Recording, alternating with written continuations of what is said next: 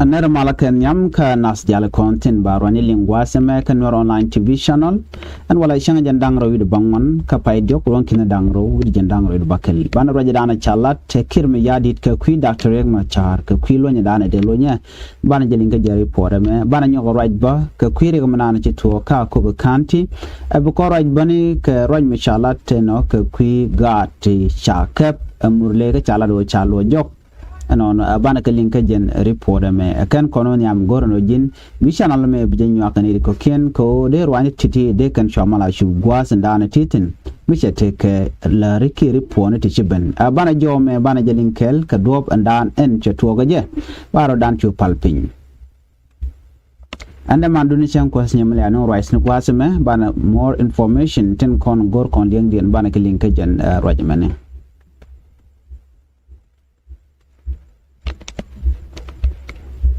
gwaye karoj mi chalat ke kwi kore chito ka koba kanti te gari pon mi chalat gwasa me mi bialin ke banyo yekel te ke ripon mi chano ka ripon mo be ke kume SPL mayo shikaroj ke kwi re gamanan chito ka koba kanti chiramkel ndan la roch ke spokesperson ko kuma SPLA ayo ramdan la lari ke royni la kalat mitem le rode che jo che jalat ke jo me ba je nyoka yekel gwasmeni ramadan la spokesperson chale palmai dang anono jen che la do ne netin konen sha gwan wa ke dini SSPDF ken ngwani murle wa chicken civilian chicken ka attack ke chicken ka mak ador shal ko akobo ka jo chalat gwasa me en palmai dan kela do ne ken wanin kontin chana mak wa ke anwa kene murle communities kene de ti wa kan te ngani ken ke use ken te chanwari ya ma gwa dan tiketin ke report chalat gwasa me ne ken yam ka do ba chala da SSPDF me dan e chari report chalat ne ti kala ne ti kontin nakana ken shike de ne SSPDF ken ngani de ti ngani murle ken ngani anwa wakani de kon nakana SSPD abishigane no ka jodan tikan lat gwasmene million kon mishit kana me la de SSPD app kana shiga kan teleka connection bar wajo je lunga wa murle kana nyak militia wakan charen madare wicin winimi ka kobo Canadian continent kan wari kel ke SSPD app la South Sudan People Defense Force nugu yen mission me bej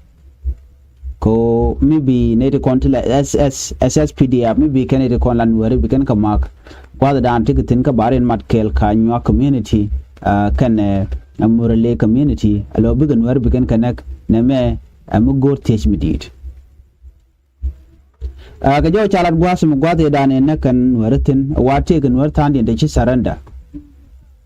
kan de to wa cha ga target ke cha kan ga kan amurle kan anywa ka kan SSPDF alo gwada na me kan atin citana cikin ku ka saranda ka konji akobo tine kel ke kum kirmi yadit banama wa kana nuke abar kan murle wajiken kanak wa cha ga targeted ko kan ware so mi cikin me chala do ne na bane de kona shanak ware wajin winimi ka akobo wa tanat chaga tore dwele la jana ke ken tore dwele na meri pon mishano wato kana re dwele ko jikane goro ba ne de to ba panken ba ka gwich ano ken anyak so luch kan ware kel ke murle luch kan ware ka SSPDF kan godang jok ti kan kon na kan ware dar shal ko akobo kanti so mi shikana me kan kume kirmi yadi la SSPDF kan confirm alakan na me chalat kuma SPLA yo ka chalat bonerin kontel la communities kamandan le rode te tana da ngai kona wachi lo jok no dongi kene wachi kuma ga de target ke dong shungan kelge kumbat quick kan mandan lat ke abar kan morle ano baya dil target ke baya nak so na me amidatin ke report chalat gwasmene so mugi kona ka ta da na chano ngaje alal herbe ka chanya nangro wid bakel ka pay jok ronkin dangro jandangro du bakel ano ngani anywa community wachi ki chupka ko be kajen changa mone ko kan chaga mobile chajo onta munore ajure which tele ka dini te wanamo biare which wachi waga mobile ka chugu ka ko bo Ramadan jel ken ke je awaram kel la kuare local administrator tijen ka lala payam ne ke chop dien wa chu ken de ne SSPDF chu ken we join ke chu kare mat kel ke de ne SSPDF de ne SSPDF ano ken de ne South Sudan People Defense Force tin kono pinkir mi yadit a combination ken etin one ke de etin one te ta tiketin tiji ko te tiketin nuar tiketin ka kan jang wang den kane de ti la jinyir nuar tini chwa matin gwadamo kane de chalka ti bar ke mission dia mi tikana ore lat ke social media no wo ko ibikan ako bikan okay ke bete pinjen ke reportan tikan lat gwasamene so mi shiga me mi chituo an ri ga me ko la tuo ka kor ga mi shiga chuba ka chanya nang bakal pa doken ngani barato ke murlekel waga chanya dang ro baro chukan nang na chukan tok rei wika kobo so ametitin na mone anyok boni within that day ka chanya dang ro baro wachi ngani murleba chigale bere wich ka duoba chalat wachi kan chikan yeri kan ngok ka chugo ku kera do dien ko buga na bukan ko mak wachi we ka border dung Ethiopia nyen gwa danu ga na wukan connectin ke wuga na wukan ga maktin so chikan ok tungwan chicken kanang ka chicken civilian bani chicken kana ka report ane shiban so kan murle titi ke japa wakan dikala no ko tamma chine ela civilian nuware ken ware ko chi gijen chi wo border Ethiopia ba ka del gor kuyer ba o ken ba ko kana jena dana gor kene so chi we kuyer chicken ok chicken ko kan no kanetin kon tela South Sudanese tin chi we ga border dung Ethiopia so ne me amila rode no en gui konamen tama lat ke berken murale siang michro lot ke siang mijak anyak ka jang ka ken murletin kon sharen mat no lel ken le jin lel ken we ka border Ethiopia buka na kan ka mak of course murle la ken we no won berbala ken we no won so come on things na mam ngai ken ode to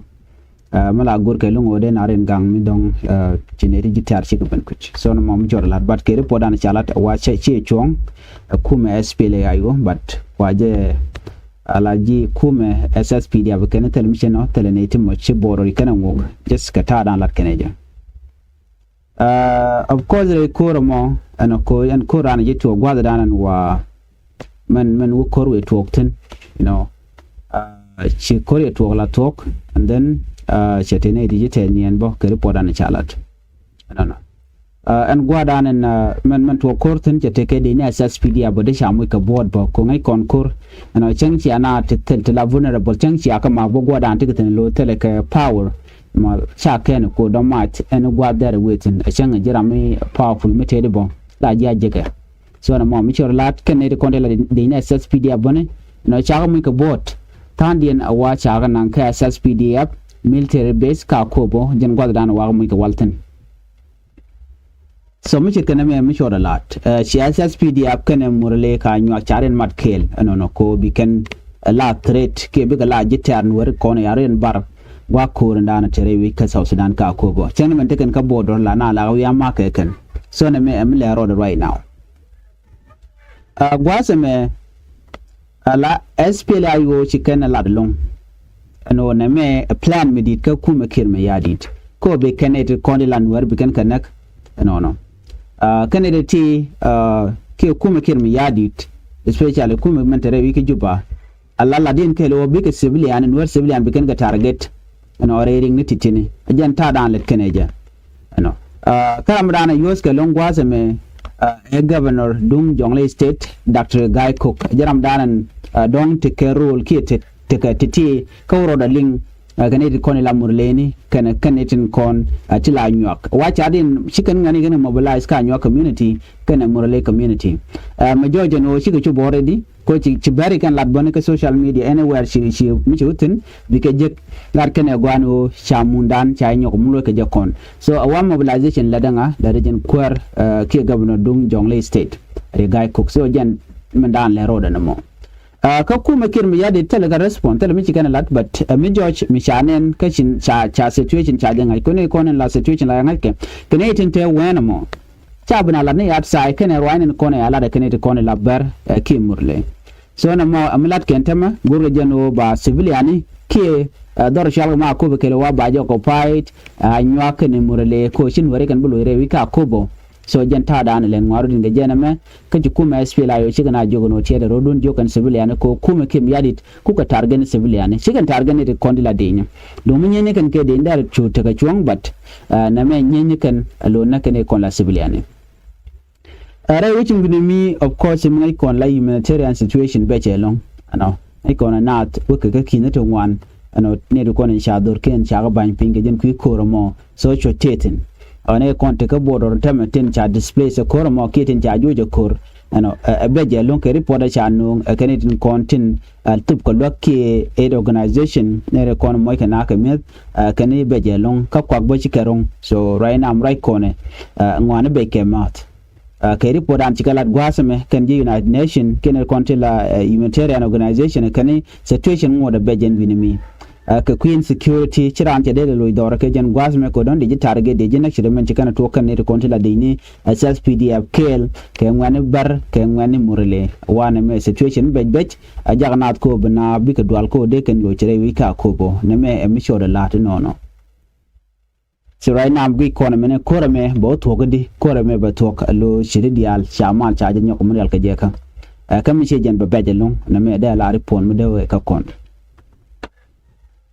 gwazame report bana kunyok kamilin kona gwazame mene balajen kumi kirme yadi ke report an jikalat gwazame ka kui doctorate machar but kenyam chana manan jikalat gwazame chana jilinkel kuma South Sudan awa chicken step dodi jikana nyoka meken kana ka kui ko ba mal baji implement anono take dol machadul ka jen kornin titit pan dio je ko right long la dole cha dol pan ke report da ne cha no ken ci cabinet ni ci nyur kin kon la kwarkel ke kem yadit non president self kem yadit jaram dan en nyuak luko mo kana ki rajmo re rajmo ci ko rach ke men dan ci wujik tongami ka South Africa ko che we ka South Africa en jen chigejek kana ne tin kon tilaji South Africa ka chicken we raju winimi ka African Union kana C5 meeting anono kama chigo right tin gwasme ku malka ke report an chalat ka bialin kel gwadmene kirma yadit kaman chalat gwasmi chigo focus ka malka ku Dr. Machar Jana Africa Union kana C5 meeting e chalat ne ka Addis Ababa wa cha nyon wa la dan winimi wachi ga right ke jen ta ndanan cha ngot cha yor pinge je C5 group buluno di wachi ga committee chikan ga kwany te ba South Sudan ba jo normal ko de mal der ben kam da kuma char kene wudu shal kame ekirme yadit ramadan chi wekene kirme yadit Minister of Presidential Affairs Africano Mande no wudu me je ramadan langade Presidential Affairs Africano Mande jaram dan la presidential affair ka kirmi yadit rammo charwach ke chene ko la cabinet ni shagala rwach no shaab de dana shaawol la tongomi ka South Africa men dana shikana wala ke kuma South Africa ko do dande madare we je wa shikara je long ka dupti goal shigara ko ba peace agreement ba je completing kon pinga jobi malbeben chiga nyawa je long bo ke do dande South Sudan der we niam ke je re roya da cikin yadi ce weten shi ga raje long bogwa me ka ta dana dong de queen kwade je lat keje so ne me mediten ka korga me shi ka raje ne shi wude shalka me Minister of Information aten wuga aten to roya ke media jenen tamme kume take a serious plan ko be peace be implement che ladan wona ne shi cabinet ni shi ka agree ko ba step ben chala de C5 group ba je la let minyono di de tindi ala konen ci gwacc de ga loy let nyok ke de ga aleka ci kala re wona ne any election la tok baje di la ke jen 2026 ati kontine ke jodan ci kala ke je ke bo jen do danan ba mensual ke transition period ke government danan region tam ga jen gwal danan ba ya kap chonga je bino ko ko bi kwen kwara be wen yam te de ba goro ba la let ko yan kwen kwara cha we goya mukanin kon gorka kan ga kon lazlet ci mala mo chale da ka gwasde so ko kuje mo tela mal mo deben ka kor ka queen kware mal ba kon ben before kan election kan the ben okay be peace ba kon ben after that mission mal che ben che me da ne che da kan chara kon la no mala ko la de na ku ku we no ka election no na mo kel mi chala ne che na jogno kan bondi al ne yen ga ti tiken ke de ne te ka ke ami yana bana rush be kon we ka queen kware kenyam ci da kuma char chela do ne me che we dan che jibu nong mal ka ci kon be te ka mal kan bondi ala tirun be ka ga nganyam amala kon la slet mi cha amala la slet bina kula we nyam ko de queen kware de jela ban mo wona kon ko we are rushing ka election na mo ba jang na country dan ko be we re ko no so me chala me dana jen shi kir mi yadit kana bona tam ci kan nyom lo ketin ka chala bo netin kontila national key international partner ne the content goal and win goal to kokene no mala konlat batela mal me balat me kan Dr. Machar kana kon barar reti jene no gwasa me ko chala da toko no ba ko inquiry ba je nyokami ba teniam amin ba je la jok be mal ba kon ben kenyam munyuno de ba security ba je ko realeka ba ngat kam kwari ba je realeka keno bu kwar bi corporate ki ba re link kam ken no mo mi tin ko kwam kan goren kon link kam ken tel michal kamal so decision e chalat gwasa me a cabinet kan ta dana don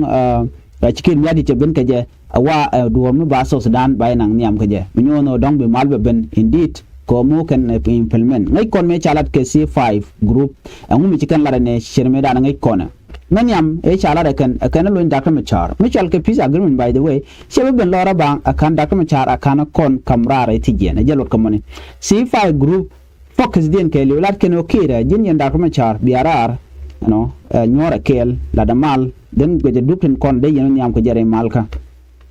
so gen mission and more tell a peace me them lat without Dr. Machar right now we mean that Michigan sika C5 group chicken medan kan lok chicken mutual atin we ka atin ajara men yam helogo de karwaje chalat de kan li arwaje chalat ka disa ba you kan lok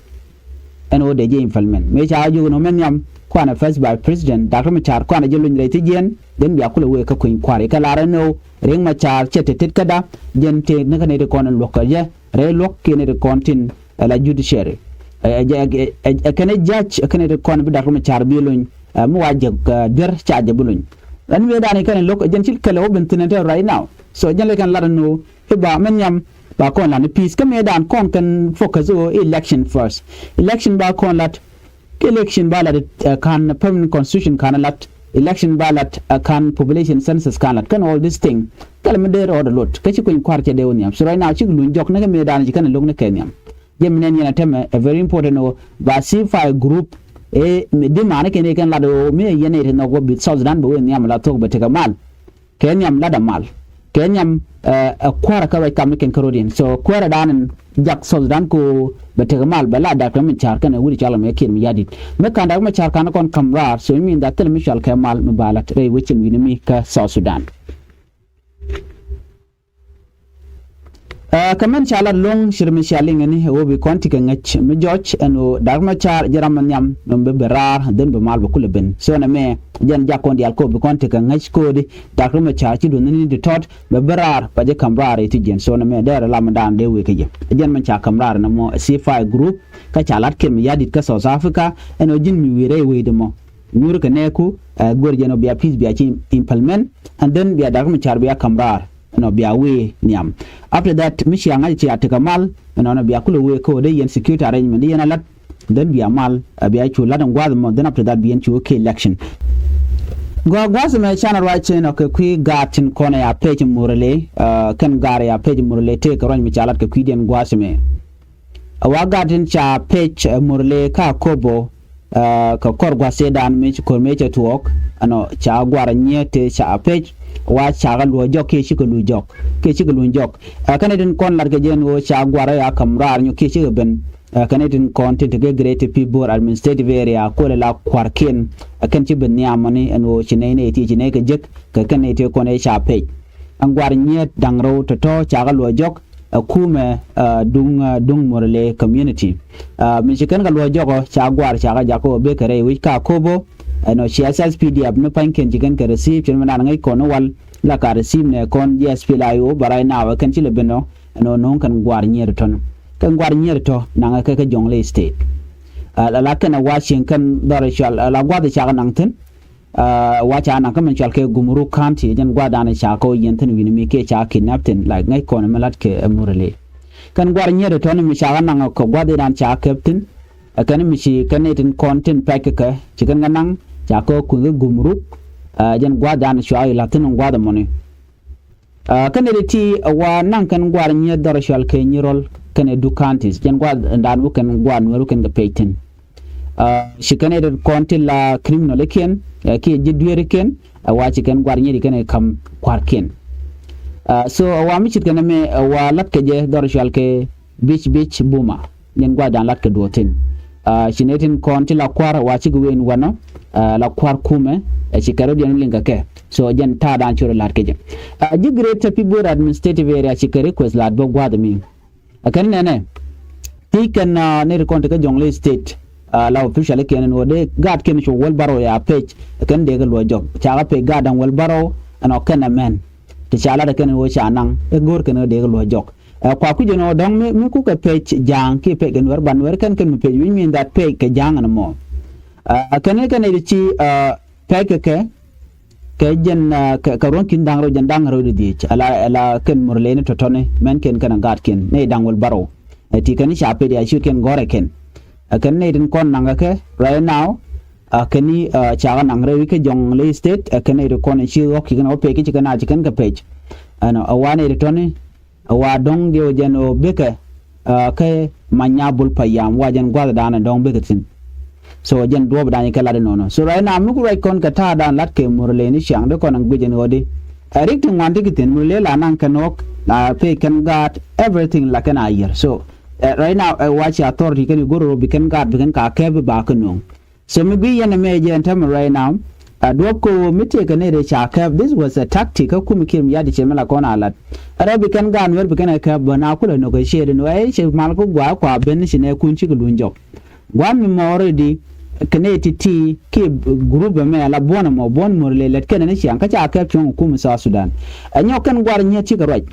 kan shi kan karodian kan dang ro cha pe jena kan tine tun wan ko ken ka tere wuji wini mi ta kanan nun wa ka tin ta kanak ko kan wer mi cha ga pe je murle akan ga ya ko bugan ko ne ko ken so jen situation da tan tin no no so na me agenda na gojen wo dong de nywa yekel kwana la men jok no Dr. Machar kin tin be ba je kamrar according to gen information na channel ngwasme ko ngai kon dial madan le rode ano bi Dr. Machar be ke be mal be rewi ka South Sudan Dr. Machar ramanyam so ku je moni be konti ke ngai ko ben Dr. Machar ajen ben malka ano te ka ro mi cha ko la no re longo no ye cha pel me kan Dr. Machar kan kon brar alajen abajal wa ye cha pel no te ka mal me be ke bi alinga no reng Machar ram mo chalun so na me eripon mi cha top ka cha kam ne dial no de kan te ka ngai tin so na me der we ke ya ana bana nyo je ka report adien mi jira ma jidit gwas me kan online TV channel na ka jelong no jin ade channel de je support and ka de notification bell de je trying mi jira ma jidit ko mi dong te ler mi se bure gwad me de choma la shi bugi ni bi atagamal bye bye